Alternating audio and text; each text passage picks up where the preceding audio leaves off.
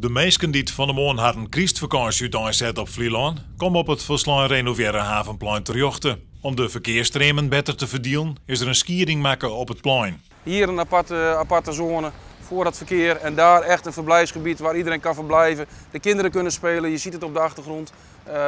Dat is hartstikke leuk.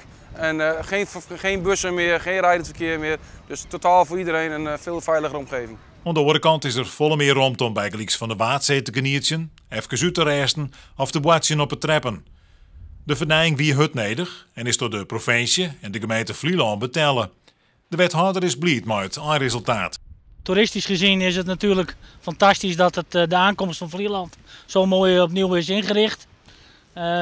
Met name de verbinding tussen het dorp en de Veerdam. Dit is een welkomstplein. Iedereen kan hier ronduit van genieten.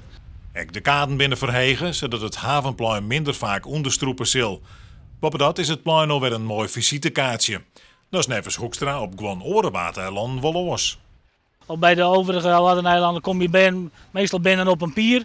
Moet je nog 3 meter of 3 kilometer lopen voordat je bij een dorp bent. En hier kom je natuurlijk gelijk op het dorp binnen. En het dorp begint niet bij de Kupuren, het dorp begint nu hier. Om veiliger in het dorp te komen is er vanuit de jachthaven een fietspad online.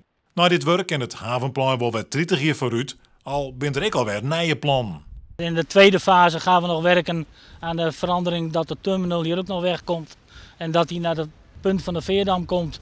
Een andere toegang tot de snelboot. En dat is in fase 2 waar we nu nog mee bezig zijn en de gesprekken nog doorvoeren. Ook Willem de Vlaming had door de verbouwing een nijplaat gekregen. Van daaruit had er de Waadzee goed in de gaten.